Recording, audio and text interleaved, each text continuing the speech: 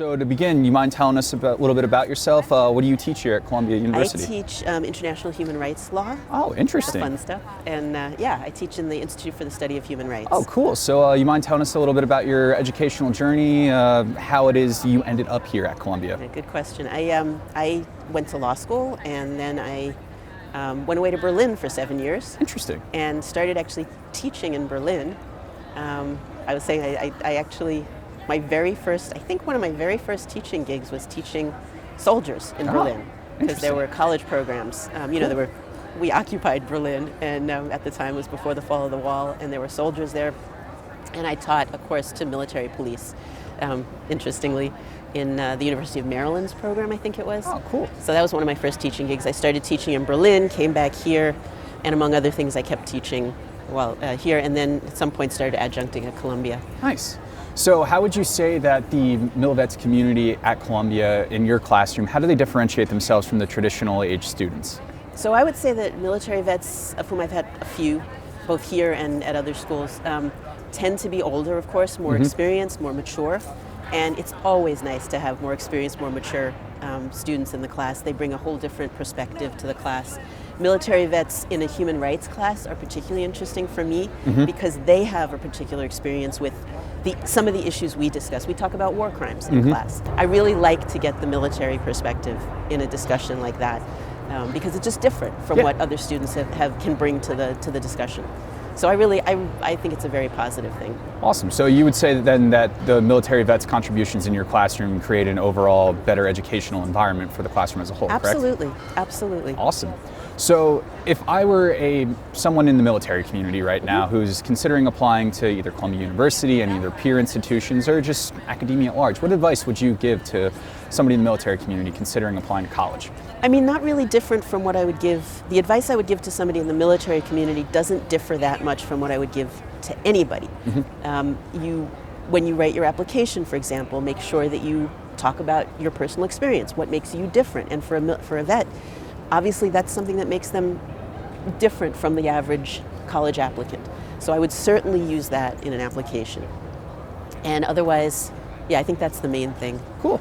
So in terms of older students and military students that you mentioned you've had in your classroom, has anyone ever had, a family, children, any of the other, milestones of life that come with being an older student? Of course. How have those students either benefited or survived in a college environment? Because those can get in the way, I know from experience. Right. Older students, military vets, as well as other older students, of course have more things going on in their lives. They have family, they have jobs often. And on the one hand, I think they can almost juggle better than a younger student because they're more mature. But also, of course, I think I and other professors as well, of course, we want to know about that sort of thing, and we will do what we can to accommodate. Obviously, you have to do the work, but I would certainly, in my classroom, I'm always aware of those sorts of things if they're brought to my attention, and I try to accommodate as much as I can. All right, tell us about one of your favorite experiences with having a veteran in the classroom. I had a vet in one of my classes who was a woman, and it was a women's rights course. And we were talking about women as warriors, and one of the things we brought up was the problems that women face in the military, and she actually began crying and started telling us her experience, and it was so powerful. I think for the students and for me as well, it was something I could never have gotten across without her. I could have talked about it sort of, academically, but she really brought the actual experience into the classroom. So I'm sorry, it's not exactly a positive thing, but still, it's an experience so that creates a unique learning environment that everyone in the room benefited from. And I think that's one of the more important aspects of the veteran identity that needs to be brought to classrooms. But something else I would also say is something I always advise students is talk to professors. Talk to your professors. Don't be intimidated. Don't be afraid to talk. I mean, more older students generally are not as intimidated, but I think it can still be intimidating to be in a classroom. Professors, even though we try not to be, I think there's always that sense of, a little bit of intimidation, and don't be. Talk to your professors. Talk even before you apply. Come to the school and talk to professors. Ask them the same questions you're asking me. I think you should never be afraid. Professors always want to talk about themselves in their classrooms. So So if anyone is interested in studying human rights, what route would you recommend that they take in their path through academia? I don't think there's any particular route. Human rights is something that, if you're going to work in the field, you want to have skills that you can offer the field. Of course. And I think coming from the military, you're going to have some of those right off the bat. So I think this probably would be an interesting, I think any military person taking a human rights course, I think will have interesting things to contribute, and to the profession as well, probably most likely. Awesome.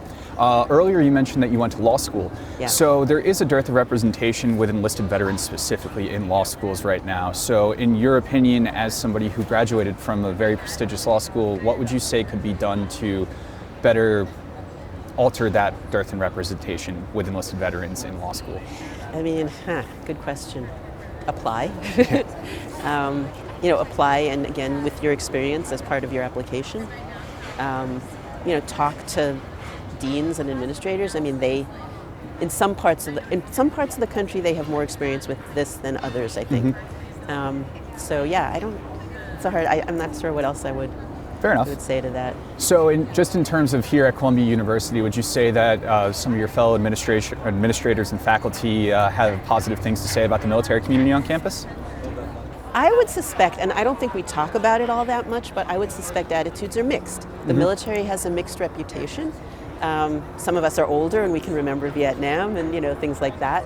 So I would imagine that it's a mixed bag, but I don't think that affects the attitude towards students. Cool. And is still getting the noise? Is that still a problem? It'll be okay. And one last question for you. What's your favorite branch of the military? The JAG Corps, of course. What else? Spoken like a true law graduate. The lawyers. Branch. I know. Lawyers and non-answers they go together. Professor Cooper, thank you so much for your time today. It's been incredibly informative and helpful for the military community. Thank you for inviting me. I appreciate it.